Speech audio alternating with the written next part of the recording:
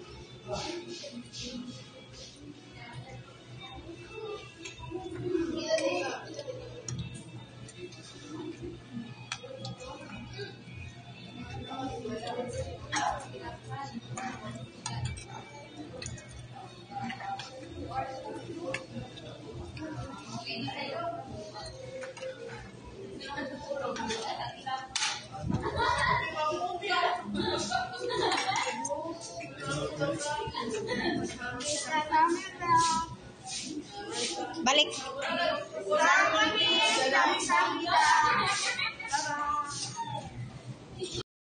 Goldim 사랑님 안녕하세요. 감사합니다.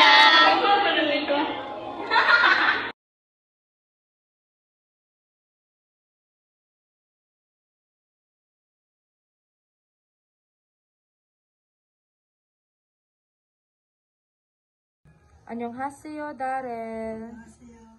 So, Darrell already submitted his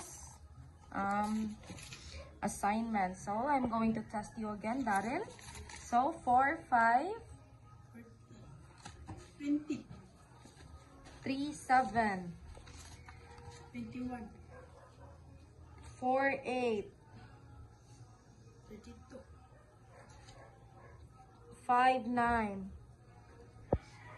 45, 4, 6, 24, 7, 3, 21, 5, 4, 6, 5, 30, 7, 7. 49. Okay, Darrell, you pass again the test. Congratulations. Bye-bye. Bye. 안녕하세요, Goldie. Okay, so earlier, you are not around during the live event now. Why? What happened? Wala ka kabaw. You didn't know. Okay, so earlier, during the live event, Omyun Shiknim gives you 10 kilogram of rice from Omyun Shiknim.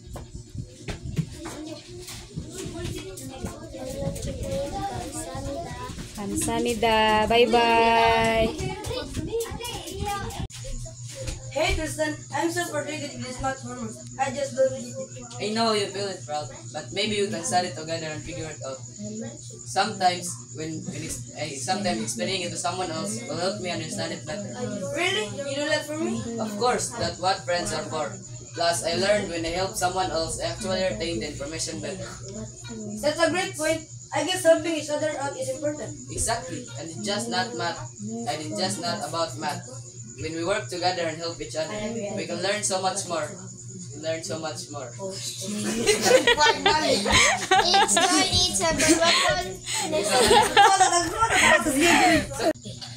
Go. Hey Angeli, what do you think makes a good friends? I think it's someone who always there for you no matter what. Someone who listen and support you.